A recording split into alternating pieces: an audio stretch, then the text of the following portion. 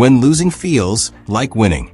Thousands lined up to see this 20-year-old, only to have their hearts broken in 90 minutes. Alex Eala just concluded her first Australian Open. And to be honest, my heart still hasn't fully processed everything that happened at Melbourne Park this past week. If you look at the results, it looks like a disaster. A first-round exit in singles. A first-round exit in doubles. 2 matches, 0 wins. But if you think that's the whole story, you are completely missing what actually went down in Melbourne. Because this wasn't just about tennis. This is the story of a 20-year-old carrying the dreams of 110 million Filipinos on her shoulders, while the entire world watched her every move.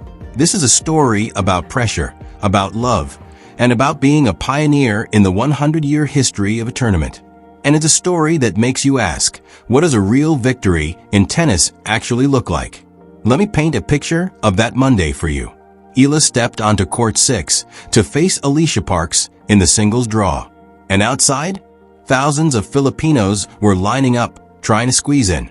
Thousands of people. The BBC reported that the queue stretched for hundreds of meters across Melbourne Park. Security didn't know what to do. People waited for hours just for a glimpse of her. Can you imagine? This isn't Djokovic. This isn't Serena. This is a 20-year-old who had never won a Grand Slam match. But to the Filipino people, she is everything. And if you want to follow moving stories like this, deep dives into the humans behind the shots, subscribe to Pro Tennis 360 today. Because tennis is more than just scores. It's people. It's emotions. It's moments like these. Now, let me tell you what happened next. The chaos before the storm. Melbourne Park wasn't ready for this, and they paid the price.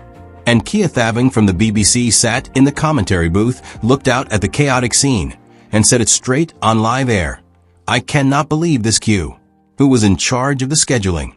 Because here was the problem. Court 6 only holds about 1,500 people. 1,500. And they put the most popular player of the tournament on a court that couldn't even hold half of the fans who showed up. Let me repeat that with specific numbers.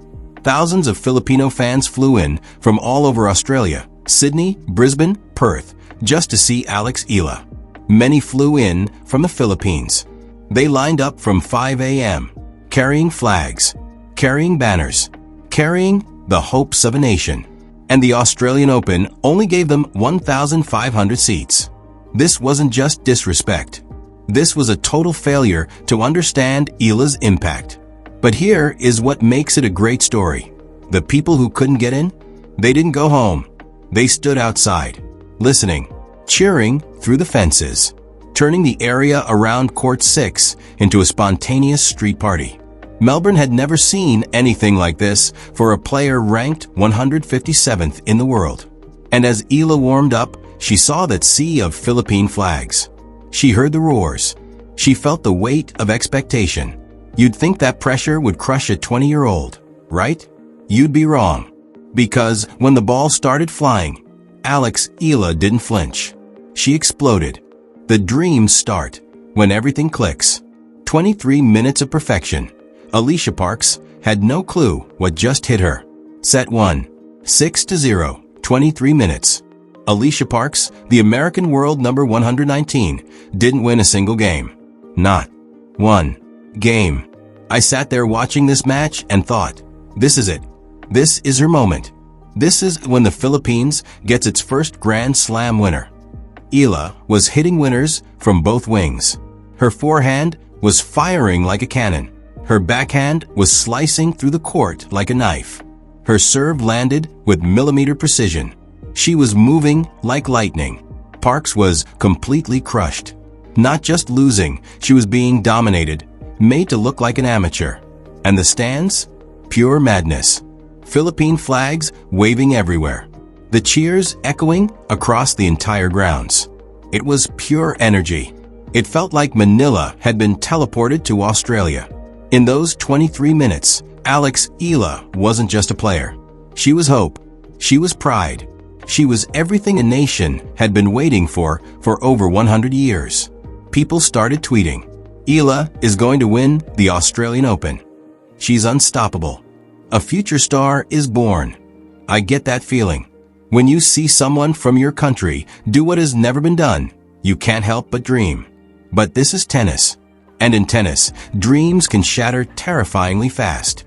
Set 2 began, and everything changed. The collapse, when pressure becomes too real.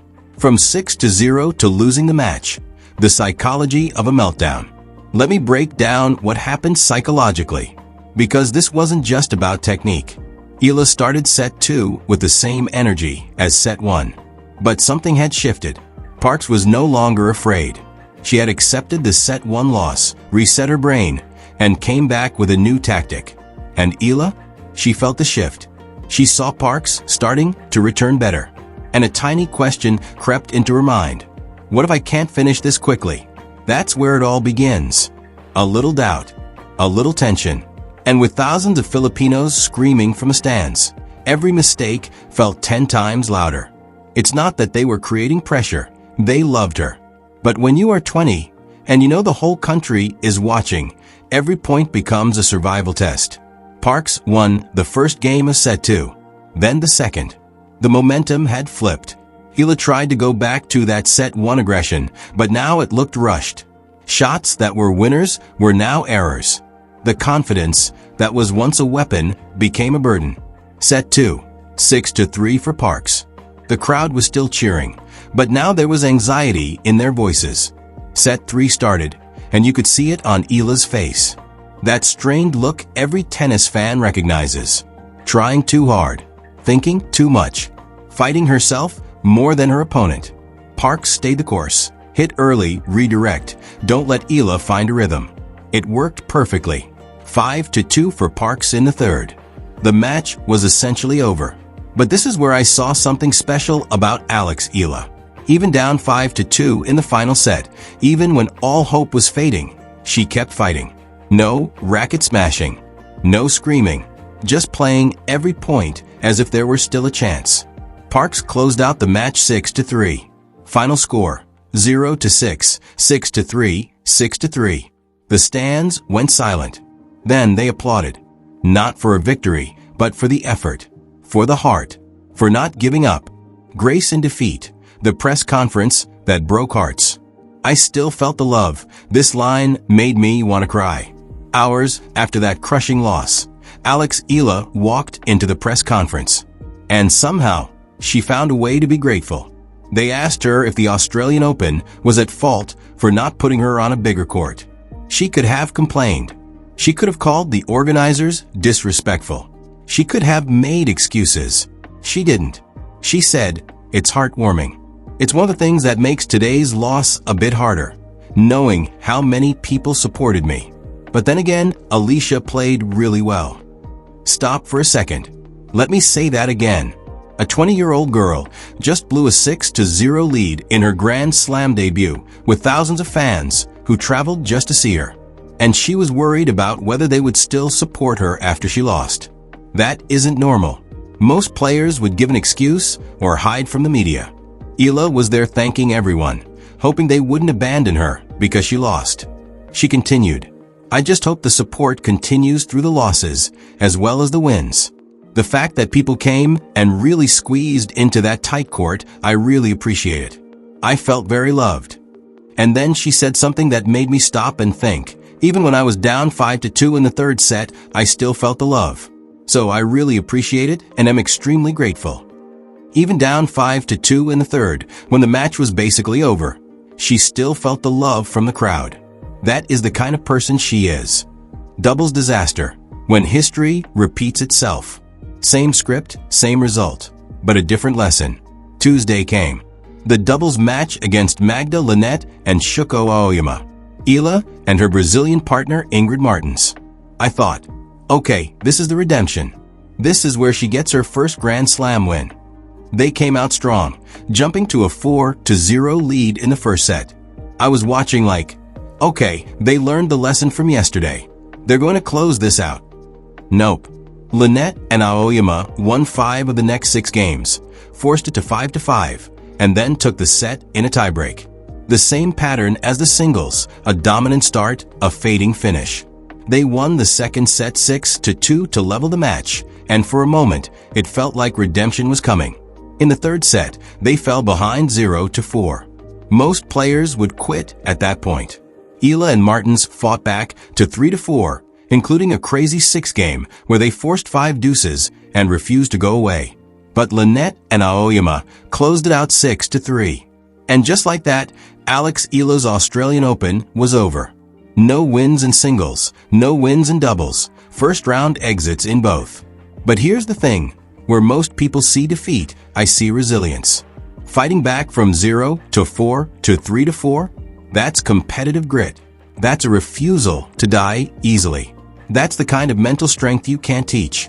You either have it or you don't. Alex Eala has it. And players who have it, they don't stay losers forever. They learn. They grow. They come back stronger. The numbers don't lie when a nobody beats the legends. 171,000 versus 29,000. The numbers that brought the tennis world to earth. A few hours after her Australian Open ended, Alex Eala posted on Instagram. And I swear this is why people love her. Being able to play here is a privilege. Something that has to be earned, but a privilege nonetheless, to learn, to grow, and to enjoy. Thank you, Melbourne. After 2 heartbreaking losses, she called it a privilege to be there. Most players would be complaining or making excuses. She found gratitude in disappointment. But now, let me hit you with some numbers that will blow your mind. Eala's pre-tournament press conference. 171,000 views online. Carlos Alcaraz? 29,000. Coco Gauff? 29,000. Aryna Sabalenka, the world number 1? 9,000 views. Eala had more views than all of them combined, and then some. Her match highlights and press conferences? More YouTube views than Novak Djokovic and Alcaraz combined. That is not a typo. A player ranked 157th in the world got more views than the world numbers 1 and 3 combined. When they asked her about those crazy numbers, she stayed humble. I'm nowhere near the level of course, the greats like Djokovic and now Sabalenka and Alcaraz and all these people. I have so much respect for them. But then she said something profound. I'm the only Filipina on the list this year. I'm the only Filipina ever on the list, I think. So there are positives to take from that. That is the key part. Alex Eala is the first and only Filipino woman ever to compete in the Australian Open main draw. Ever. In the entire history of the tournament, dating back to 1922. She isn't just the first this year. She is the first in over 100 years of the tournament's existence. That makes her a trailblazer, regardless of what happened in the matches. Trailblazer, the weight of being first. 100 plus years of history, not a single Filipina, until her. Let that sink in for a bit. The Australian Open started in 1922.